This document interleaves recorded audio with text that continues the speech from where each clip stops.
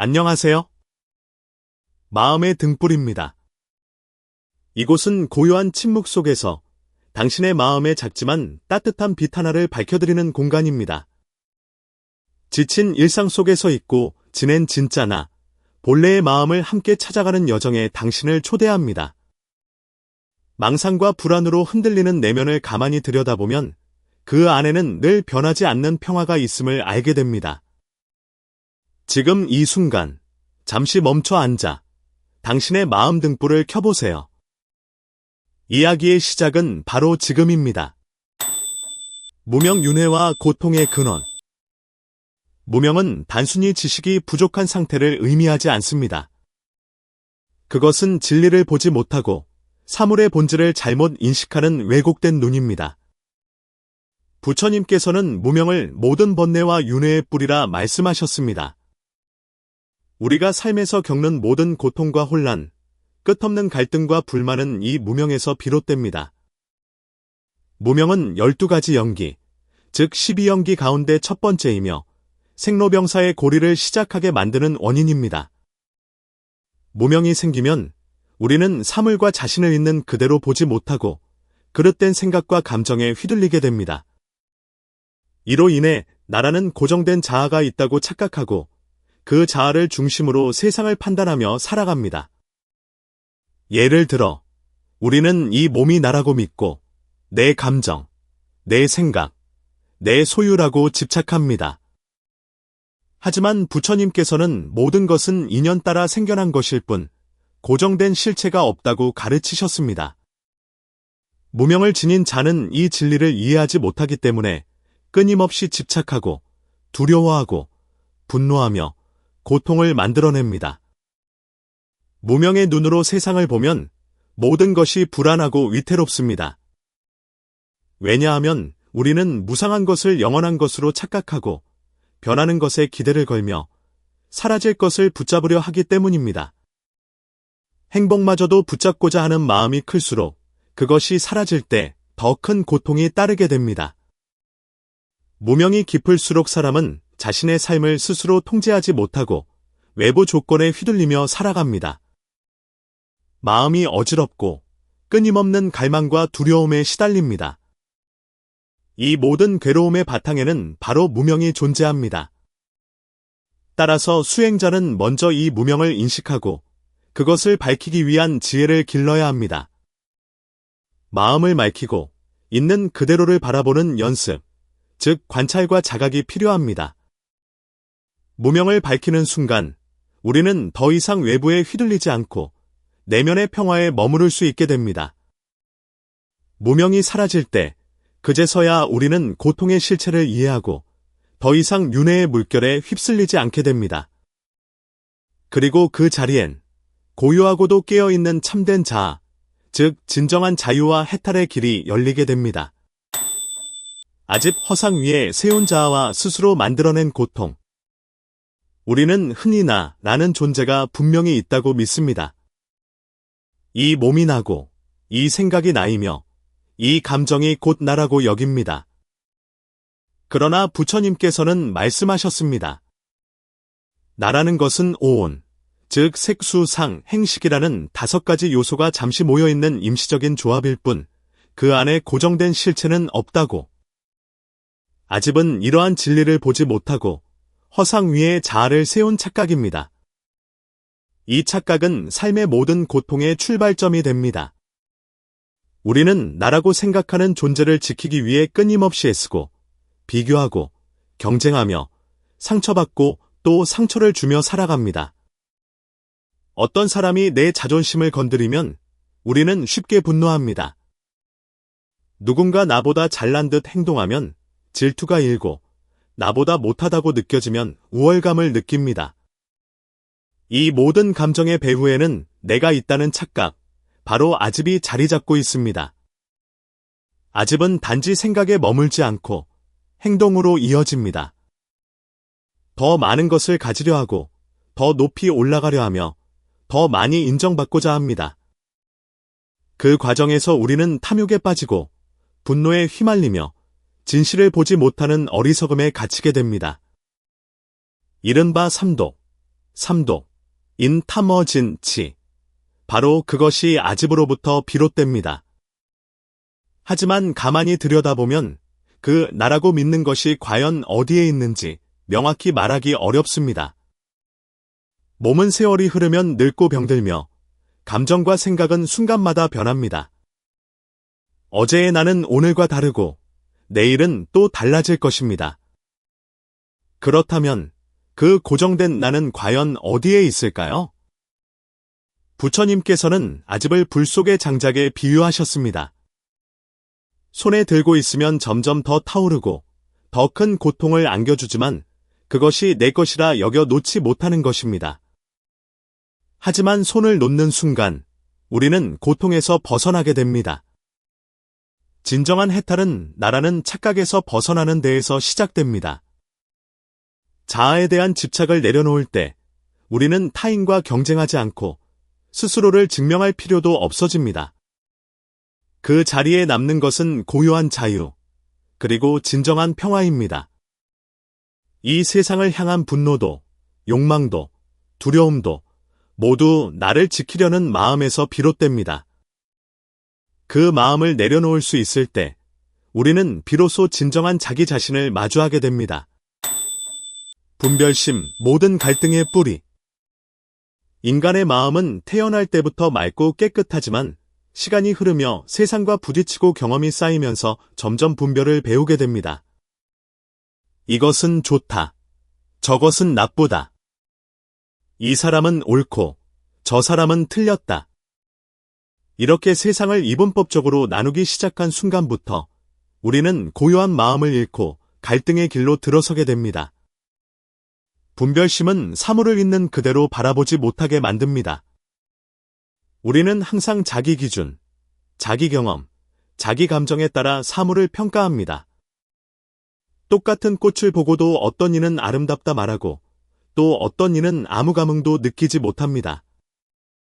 결국 꽃 자체가 중요한 것이 아니라 그것을 바라보는 마음이 달라서 그런 것입니다. 이처럼 분별심은 본질을 보지 못하게 가리고 사물과 사람을 선입견의 틀 안에 가두게 만듭니다. 사회 속에서도 마찬가지입니다. 우리는 사람을 겉모습, 직업, 지위, 재산, 학력 등으로 판단하고 그 기준에 따라 존중하거나 무시합니다. 그러나 이러한 태도는 결국 차별을 낳고 인간 사이의 벽을 만들며 끝없는 비교와 경쟁을 불러옵니다. 수행의 길에서도 분별심은 큰 장애가 됩니다. 어떤 수행자는 자신이 남들보다 더 정진하고 있다고 느끼면 교만심이 생기고 남이 실수하는 것을 보면 곧바로 비난하고 판단합니다. 하지만 그런 마음은 오히려 자기를 더 깊은 무지와 번뇌 속으로 이끌 뿐입니다. 부처님께서는 말씀하셨습니다. 진정한 지혜는 차별 없는 마음에서 자란다고. 모든 존재는 그 자체로 소중하며 각자 인연 따라 살아가고 있다는 것을 깨닫는 순간 우리는 더 이상 옳고 그름으로만 세상을 나누지 않게 됩니다. 어느 날 한 제자가 스승에게 말했습니다. 스승님, 저기 저 뱀은 정말 무섭고 악한 존재인 것 같습니다. 스승은 조용히 웃으며 대답했습니다. 그 뱀도 인간을 무섭고 위험한 존재로 생각할 것이니라. 너의 마음에서 분별을 걷어내면 뱀도 그냥 하나의 생명일 뿐이란 걸 알게 될 것이다. 분별심은 우리를 다른 사람들과, 세상과, 그리고 자기 자신과도 멀어지게 만듭니다. 그러나 그 마음을 내려놓는 순간 우리는 다시 하나가 됩니다. 내가 남보다 나을 것도 없고 못할 것도 없으며 그저 인연 따라 살아가는 하나의 존재임을 알게 될 때 그곳에 진정한 평화가 깃듭니다. 집착 불안의 뿌리는 붙잡음에서 시작된다. 사람들은 종종 사랑과 집착을 혼동합니다. 누군가를 진심으로 사랑한다고 말하면서 그 사람을 자신의 뜻대로 바꾸려 하고 자신의 곁에만 머물기를 원합니다. 하지만 그런 사랑은 자유를 주는 것이 아니라 억압과 소유가 섞인 집착일 뿐입니다. 진정한 사랑은 놓아주는 마음에서 시작되지만 집착은 꼭 주려는 마음에서 비롯됩니다. 우리는 좋아하는 것을 잃기 싫고 익숙한 것을 떠나보내기 두려워합니다. 그래서 돈을 벌면 더 많은 돈을 원하고 명예를 얻으면 더 큰 인정을 바라며 누군가와의 관계가 깊어지면 영원히 이어지기를 바랍니다. 그러나 이 세상에 변하지 않는 것은 없습니다. 돈도, 명예도, 사람의 마음도 모두 무상합니다. 아무리 많이 가진다 해도 시간이 지나면 언젠가는 흘러가고 사라지기 마련입니다. 그럼에도 불구하고 우리는 그것들을 내 것이라 믿고 꼭 붙잡으려 하기에 고통이 생기는 것입니다. 어느 날, 한 남자가 부처님께 찾아와 울며 말했습니다. 세상의 모든 것을 잃었습니다. 재산도, 가족도, 제 삶의 의미도 모두 사라졌습니다. 부처님은 조용히 묻습니다. 그 모든 것을 갖기 전에는 괴로움이 없었습니까? 남자는 고개를 끄덕이며 대답합니다. 그땐 괴롭지 않았습니다. 부처님은 미소 지으며 말씀하셨습니다. 그렇다면 당신은 아무것도 잃은 것이 아닙니다. 다만 잃었다고 착각하고 있을 뿐이지요. 이처럼 집착은 잃은 것보다 잃을까 두려워하는 마음에서 더 큰 고통을 만듭니다. 재산이 있으면 그것을 지키려 불안하고 사랑하는 사람이 생기면 그 마음이 변할까 걱정하게 됩니다. 결국 우리는 끊임없이 불안 속에서 살아가게 됩니다. 무엇이든 붙잡으면 고통이 따라옵니다. 집착은 고요한 마음을 일으키는 것이 아니라 끊임없는 갈망과 두려움 속으로 끌고 갑니다. 그것이 아무리 귀한 것일지라도 그것이 내 것이라는 착각을 내려놓지 않으면 진정한 평화를 누릴 수 없습니다. 놓는 순간 우리는 자유로워집니다.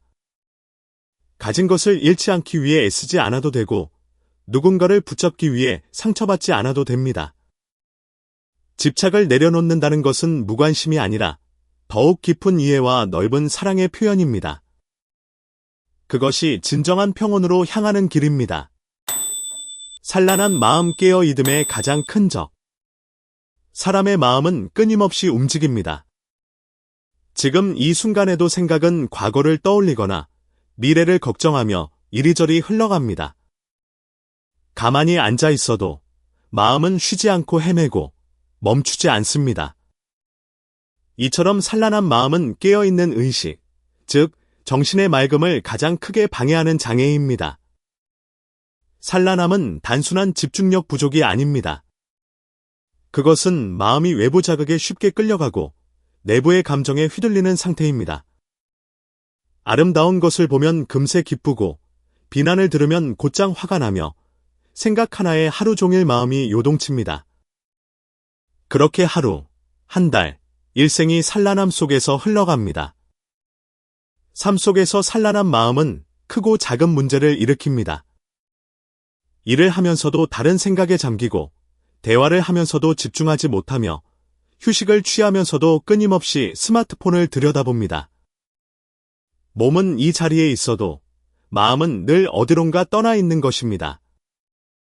수행의 자리에서도 산란함은 큰 걸림돌이 됩니다. 명상을 하려 앉았지만 금세 마음은 어제의 일로, 내일의 걱정으로 떠돌아다닙니다.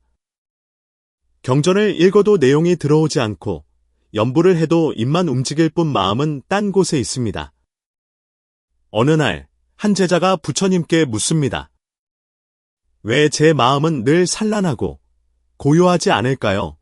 부처님은 물 한 잔을 들고 말씀하셨습니다. 이 물이 맑아지려면 어떻게 해야 하느냐? 제자가 대답합니다. 가만히 두면 가라앉습니다. 부처님은 고개를 끄덕이며 말합니다. 마음도 그렇다. 흩어지지 않도록 가만히 지켜보아라. 그러면 본래의 맑음이 드러날 것이다. 산란한 마음은 자각하지 않으면 멈출 수 없습니다.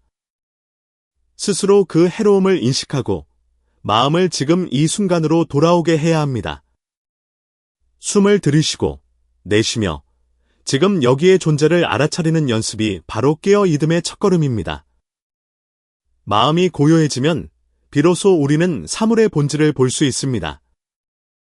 누군가의 말에 쉽게 흔들리지 않고 감정에 휘둘리지 않으며 삶의 중심을 지킬 수 있게 됩니다. 산란함을 내려놓는다는 것은 마음을 억누른다는 뜻이 아니라 흘러가는 생각을 따라가지 않고 지켜보는 힘을 기른다는 뜻입니다. 고요한 마음은 지혜를 낳습니다. 그리고 그 지혜는 우리를 고통에서 벗어나게 하며 진정한 평화로 이끌어 줍니다.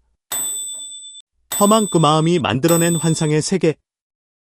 인간의 마음은 놀라운 힘을 가지고 있습니다.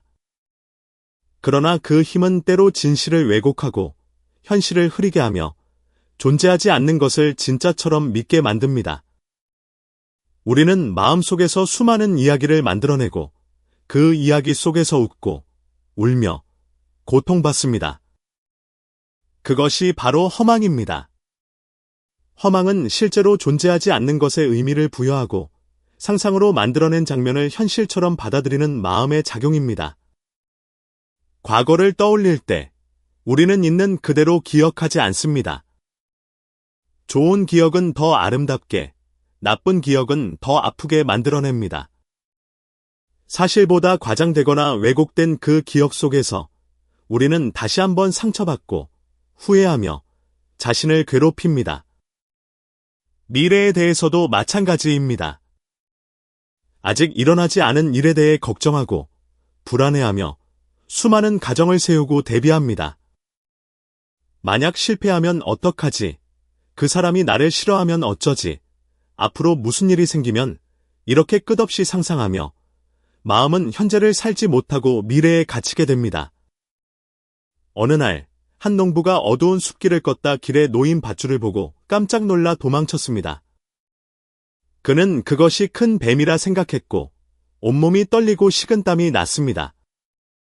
그러나 다음 날 밝은 햇빛 아래서 다시 그 길을 지나가 보니 그것은 그저 낡은 밧줄에 불과했습니다. 그 순간 농부는 깨달았습니다. 자신을 괴롭힌 것은 뱀이 아니라 뱀이라고 믿은 자기 마음이었다는 사실을. 이처럼 허망은 우리 안에서 일어나는 환상입니다. 하지만 우리는 그것을 진짜로 믿고 반응합니다. 누군가의 시선을 곱지 않게 느끼면 저 사람이 나를 싫어하나 하고 괜한 오해를 품고 혼자 화를 내거나 상처받습니다. 그러나 그 시선의 진실은 우리가 알 수 없는 것일 뿐입니다. 마음이 허망에 사로잡히면 우리는 현실이 아닌 생각 속에 갇혀 살아갑니다. 현재는 놓치고 과거에 머물거나 미래에 휘둘립니다. 그 결과 삶의 고요함은 깨지고 불안과 번뇌가 마음을 채우게 됩니다. 부처님께서는 말씀하셨습니다. 모든 고통은 망상에서 비롯된다. 진실을 보고자 한다면 먼저 마음속 허상을 꿰뚫어 보아야 한다. 허망을 알아차리는 순간 우리는 더 이상 그 속에서 끌려다니지 않게 됩니다. 허망은 그림자와 같습니다. 진실을 등지고 있을 때 짙어지지만 진실을 마주할 때 서서히 사라집니다.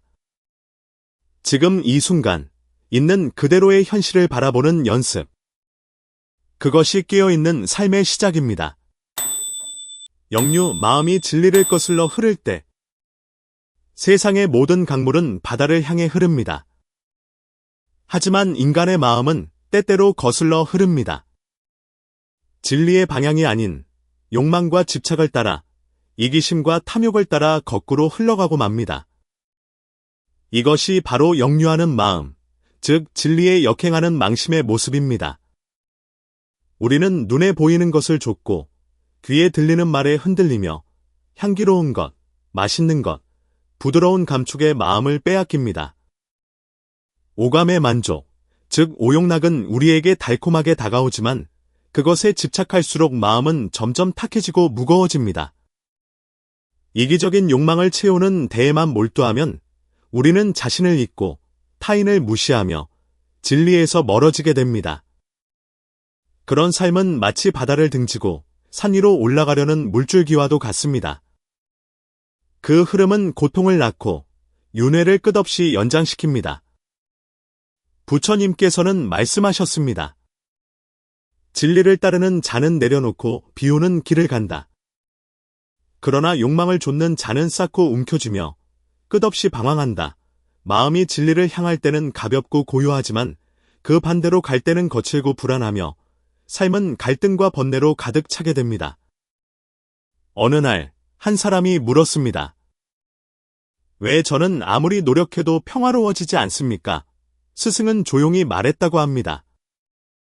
너는 강물처럼 흘러야 할 자리에 있는데 폭풍처럼 거슬러 오르려 하기 때문이다. 세상의 흐름, 존재의 진실은 단순합니다. 모든 것은 변하고 사라지며 서로 연결되어 있습니다.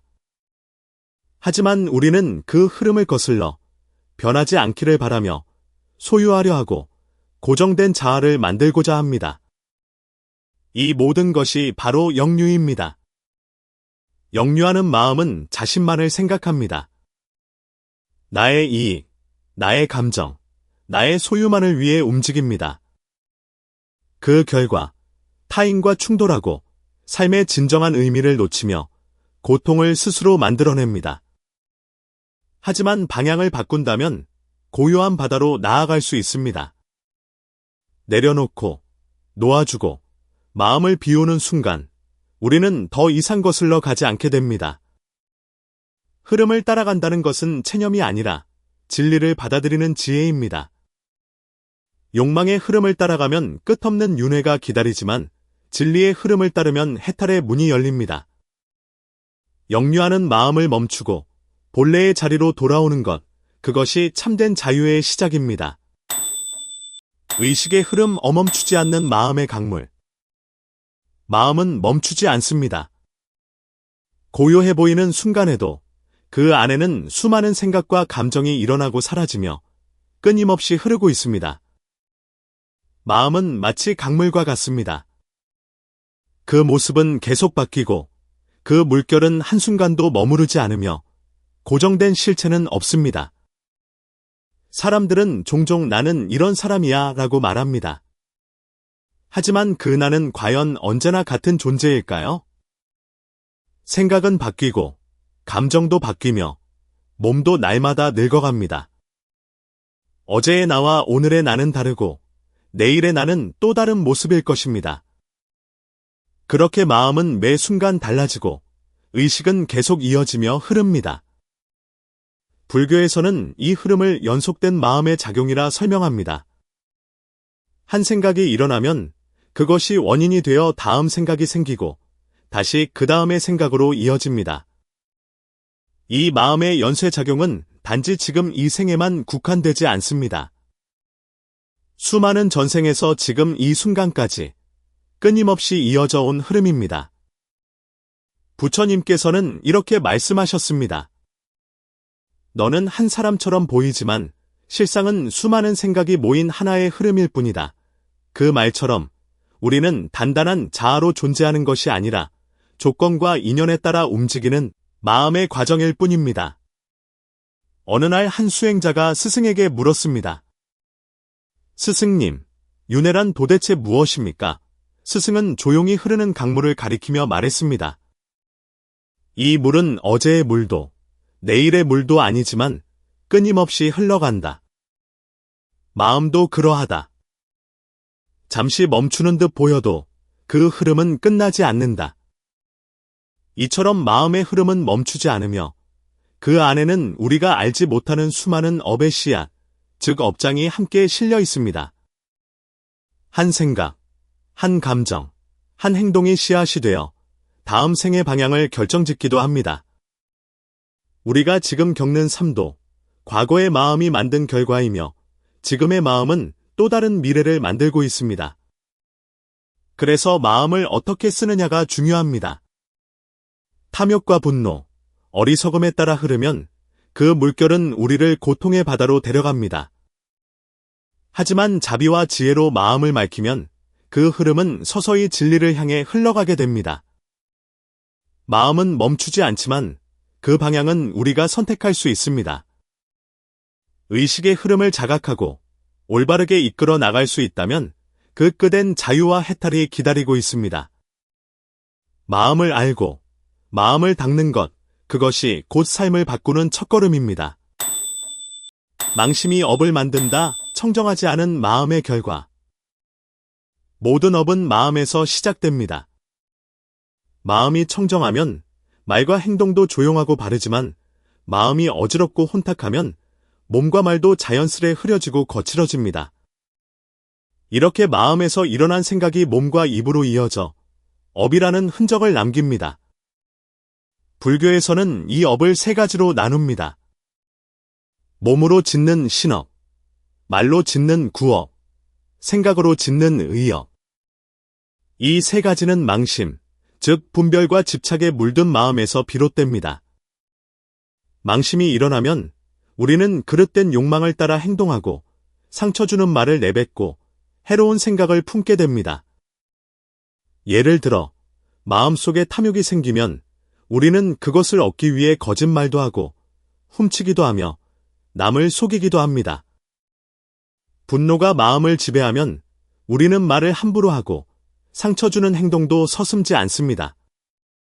어리석음에 빠지면 옳고 그름조차 분별하지 못하고 잘못된 길로 들어섭니다. 이 모두가 망심에서 비롯된 업입니다. 어느 날 한 제자가 부처님께 물었습니다. 스승님, 저는 아무도 해치지 않았는데도 왜 마음이 이리 괴로운가요? 부처님은 조용히 말씀하셨습니다. 그대는 겉으론 조용했을지 몰라도 마음속에서는 수없이 많은 업이 이미 시작되고 있었느니라. 이렇듯 업은 반드시 눈에 보이는 행동으로만 만들어지는 것이 아닙니다.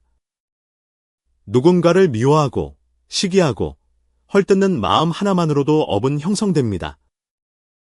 그리고 그 업은 사라지지 않습니다.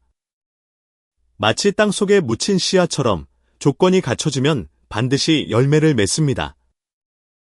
망심에서 비롯된 업은 지금 이 생에도 고통을 부르고 다음 생에도 윤회의 원인이 됩니다. 나쁜 말을 하면 사람들과 멀어지고 그 말이 또 다른 분쟁을 낳습니다. 나쁜 행동을 하면 신뢰를 잃고 결국 스스로를 고립시킵니다. 해로운 생각은 마음을 괴롭게 하고 밤에도 편히 잠들지 못하게 만듭니다. 하지만 마음을 돌아보고 망심이 올라올 때 그것을 알아차릴 수 있다면 업을 멈추는 첫걸음을 내딛는 것입니다. 자비의 말 한마디, 바른 행동 하나, 선한 생각 하나가 또 다른 선한 인연을 만들어냅니다. 결국 삶은 업의 결과이고 업은 마음의 그림자입니다. 마음이 청정하면 삶도 맑아지고 그 길 끝에는 자유와 평온이 기다립니다. 망심을 다스리고 마음을 맑히는 것, 그것이 진정한 행복으로 가는 길입니다. 참마음으로 돌아가기 해탈로 가는 유일한 길. 우리의 본래 마음, 즉 참마음은 본래부터 맑고 고요하며 아무런 번뇌도 집착도 없는 상태입니다. 하지만 삶 속에서 우리는 수많은 망상과 감정, 욕망에 휘둘리며 그 본래의 마음을 잊고 살아갑니다. 마치 맑은 거울 위에 먼지가 쌓이듯 참마음은 망심에 가려져 보이지 않게 됩니다. 그렇다면 어떻게 해야 이 망심을 알아차리고 다시 참된 본래의 마음으로 돌아갈 수 있을까요? 첫걸음은 깨달음입니다. 지금 내가 품고 있는 생각, 감정, 욕망이 진짜 나인지 아니면 일시적인 흐름인지 분별하는 힘, 그것이 바로 마음의 자각, 즉 정념입니다. 정념이란 지금 이 순간 자신의 마음 상태를 그대로 알아차리는 힘입니다. 기쁠 때도, 화가 날 때도, 불안할 때도 그 감정을 억누르거나 따라가지 않고 그저 지켜보는 것, 그렇게 관찰하는 동안 우리는 점점 마음의 본성을 보게 됩니다. 다음은 선정, 즉 마음의 고요함입니다. 마음은 본래 물과 같아서 가만히 두면 맑아지고 휘젓지 않으면 바닥이 드러납니다. 명상은 그 흐트러진 마음을 멈추게 하는 힘이며 참된 자기를 만나는 공간입니다. 어느 날 한 수행자가 스승에게 물었습니다. 스승님, 저는 늘 망상이 많고 마음이 어지럽습니다. 어떻게 해야 평화를 찾을 수 있을까요? 스승은 조용히 대답했습니다. 하늘은 언제나 푸르다. 다만 구름이 가릴 뿐 마음도 그렇다. 참된 자리는 늘 그 자리에 있다. 다만 내가 보지 못할 뿐이니라. 마지막으로 필요한 것은 지혜, 즉 진실을 꿰뚫어보는 눈입니다. 이 세상 모든 것은 변하며 모든 고통은 집착에서 오고 모든 만남은 인연이라는 사실을 이해하는 힘, 지혜는 마음의 어둠을 밝히는 등불이며 해탈의 길을 여는 열쇠입니다. 참된 자유는 외부에서 오는 것이 아닙니다. 아무리 좋은 환경, 조건, 사람을 만나더라도 마음이 망심에 물들어 있다면 평화는 오래가지 않습니다. 그러나 참마음으로 돌아가면 세상이 흔들려도 중심은 흔들리지 않습니다. 망심을 알아차리고 정념으로 바라보고 선정으로 고요히 머물며 지혜로 꿰뚫어 볼 때 우리는 비로소 본래의 자리에 도달하게 됩니다. 그것이 바로 고통의 바다를 건너는 길이며 해탈로 가는 유일한 길입니다. 마음의 등불에 오신 여러분, 환영합니다. 오늘의 이야기가 여러분의 마음에 작은 울림을 주었나요? 지금 어디에서 이 영상을 보고 계신가요? 댓글로 여러분의 위치를 남겨주세요. 서로의 온기를 느끼며 더 깊은 연결을 만들어가요. 그리고 내일 더욱 특별한 이야기가 찾아옵니다. 우리 함께 빛을 나누기 위해 구독 버튼을 눌러주세요. 알람 설정도 잊지 마세요. 내일 다시 만날 때까지 평온한 하루 보내세요.